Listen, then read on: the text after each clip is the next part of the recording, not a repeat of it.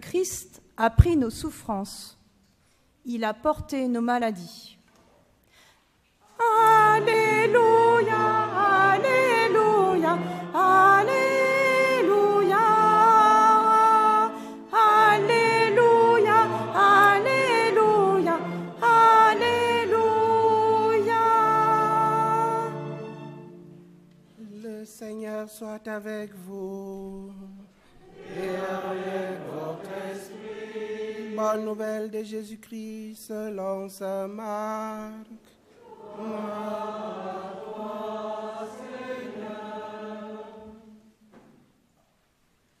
En ces temps-là, aussitôt sorti de la synagogue de Capharnaüm, Jésus et ses disciples allèrent avec Jacques et Jean dans la maison de Simon et d'André. Or, la belle-mère de Simon était au lit, elle avait de la fièvre. Aussitôt, on parla à Jésus de la malade. Jésus s'approcha, la saisit par la main et la fit lever. La fièvre la quitta et elle les servait. Le soir venu, après le coucher du soleil, on lui amenait tous ceux qui étaient atteints d'un mal ou possédés par des démons. La ville entière se pressait à la porte et il guérit beaucoup de gens atteints de toutes sortes de maladies et il expulsa beaucoup de démons. Il empêchait les démons de parler parce qu'ils savaient, eux, qui ils étaient. Le lendemain, Jésus se leva bien avant l'aube. Il sortit et se rendit dans un endroit désert, et là, il priait. Simon et ceux qui étaient avec lui partirent à sa recherche. Ils le trouvent et lui disent « Tout le monde te cherche. » Jésus leur dit « Allons ailleurs, dans les villes, dans les villages voisins, afin que là aussi je proclame l'Évangile, car c'est pour cela que je suis sorti. » Et il parcourut toute la Galilée, proclamant l'Évangile dans leur synagogue et expulsant les démons. Acclamons la parole de Dieu. Louange à toi, Seigneur, purifie de moi tous mes péchés.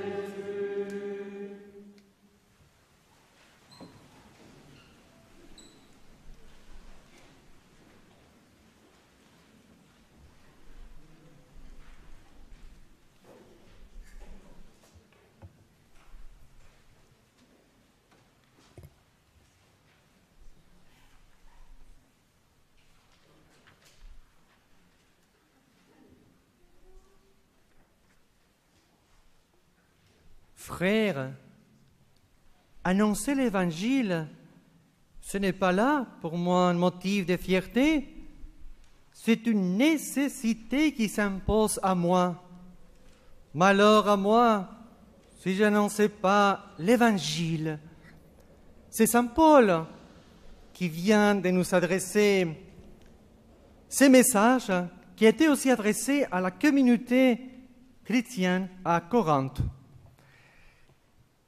Et je commence par ces versets parce que nous avons la joie d'accueillir quelques parents du caté avec les enfants du caté.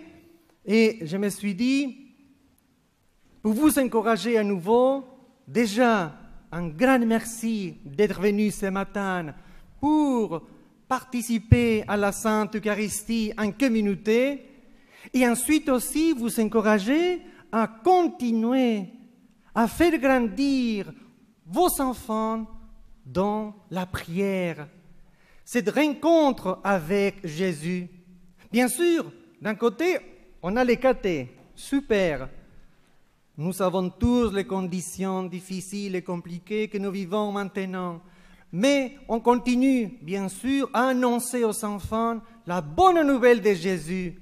Mais d'autre part, ce matin, c'est l'occasion aussi pour vous, les parents, de vous rappeler que la deuxième partie de cette rencontre avec le Seigneur, elle dépend de vous. Hein? Voilà, cette belle responsabilité que le Seigneur aussi vous a confiée à vous, les parents. Essayez, bientôt nous allons vivre ce temps de vacances. Essayez de trouver un petit moment quand même de prière en famille. Essayez peut-être de faire les bénédicités avant justement de partager les repas. Juste une petite prière qui nous rappelle toujours la présence du Seigneur. Et pour aller plus loin, pourquoi pas lire la parole de Dieu. Et alors, encore plus loin, une petite prière le soir en famille, autour de la cheminée, un feu là qui fait beau, vous voyez. Voilà, je vous donne des idées.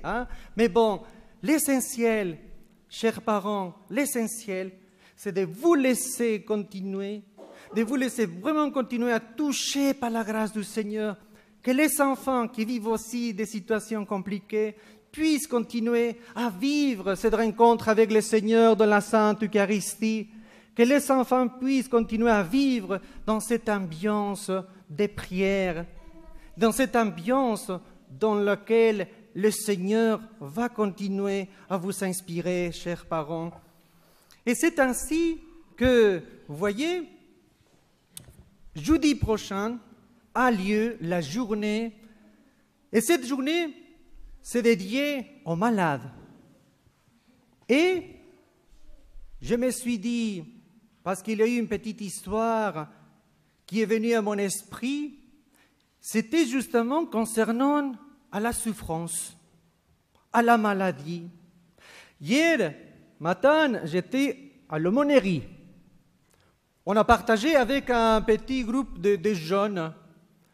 Et là, c'était une petite fille qui a tout de suite nous posé la question, mais comment se fait-il que Dieu a permis cette situation difficile dans le monde entier? Bonne question, Bonne question. Comment se fait-il que Dieu a permis cette situation compliquée? Comment se fait-il que Dieu permet la souffrance, la maladie, etc.? Je pense que c'est une question que nous nous posons tous dans ce moment donné de notre existence, de notre vie. Déjà, je me souviens, c'était aussi un enfant qui n'aimait pas trop aller chez les dentistes. Voilà. Et un jour, le dentiste dit aux parents, « Ah, j'ai trouvé une petite carie là. Donc, je vais soigner la petite carie là avec une petite huile qui fait...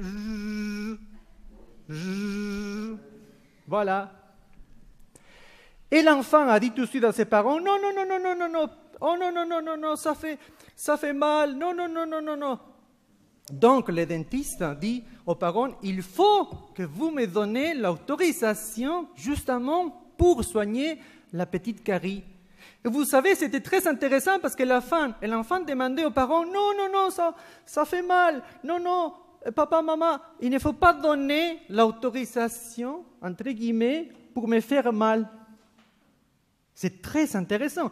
Alors, les parents ont donné bien sûr l'autorisation parce qu'ils savaient, les parents, que si on laisse la petite carie, ensuite, ça va se dégénérer et encore, ça va faire plus mal. Et les parents qui aiment beaucoup les enfants ont donné l'autorisation parce que quand on aime, n'est-ce pas, on doit parfois, voilà, remarquez que si on doit voir la souffrance des petits qui disaient non, non, heureusement que le dentiste avait mis de l'anesthésie, non? Donc c'était bien, parce que ça n'a pas été trop douloureux. Alors, avec tout ça, qu'est-ce que je vais donc vous dire à travers ces paroles du Seigneur qui nous étaient adressées? C'est toujours un mystère, la présence du mal, mais le mal existe. C'est toujours un mystère, la présence des maladies, des souffrances dans le monde, mais ça existe, c'est une réalité. Saint Paul, vivait aussi de grandes souffrances. Et cette phrase qu'elle a dite, de la part du Seigneur, Saint Paul entend « Ma grâce te suffit, car ma puissance s'accomplit dans ta faiblesse », a répondu le Seigneur à Saint Paul. Nous sommes faits, le Seigneur nous a créés pour le bonheur. Le Seigneur qui est toujours avec nous veut notre bonheur. La souffrance, la maladie, les épreuves, ce sont des moments dans lesquels nous voulons justement nous épargner de tout ça. On ne veut pas, on ne souhaite pas, mais c'est le Seigneur qui se sert parfois de cette souffrance pour nous montrer sa puissance. Et c'est pareil avec les sacrements des malades. Les sacrements est pareil avec tous les sacrements à travers lesquels le Seigneur se manifeste pour nous donner sa grâce, pour nous rappeler sa présence. Là, dans quelques minutes, Nicole et Guy vont être entourés de notre prière en recevant les sacrements des malades. J'aimerais bien juste vous laisser avec cette petite histoire. Cette petite histoire que je pense vous la connaissez aussi. S'appelle « Les pas dans les sables ». Et c'était un jour un jeune homme qui marchait avec Jésus. Et dans le ciel apparaissaient les unes avec les autres toutes les scènes de sa vie. Il avait remarqué qu'à chaque scène de sa vie, il y avait deux paires de traces sous les sables. Une, celle des jeunes hommes, et l'autre de Jésus. Ainsi, ils ont continué à marcher au bord de la mer jusqu'à que tous les jours de la vie de ce jeune homme étaient défilés devant lui. Alors, il s'est arrêté pour regarder en arrière. Il remarque qu'à certains endroits où il n'y avait qu'une seule paire d'empreintes, et cela correspondait avec les jours les plus difficiles de sa vie, des moments d'angoisse, de douleur, de souffrance. Et tout de suite, le jeune homme interroge Jésus en lui disant « Mais tu m'avais dit que tu serais toujours avec moi. Tu m'avais dit que tu n'allais pas me laisser tomber. Comment se fait-il que je remarque qu'il n'y avait qu'une seule trace de pas dans les moments plus difficiles de ma vie ?» Et Jésus lui répond « Écoutez bien, mon fils, tu sais bien que je t'aime. Je ne te aurais jamais abandonné. Les jours où tu n'as vu qu'une seule trace de pas sous les sables, ces jours d'épreuves, de souffrances, de maladies, c'est bien moi qui t'ai porté dans mes bras. Amen.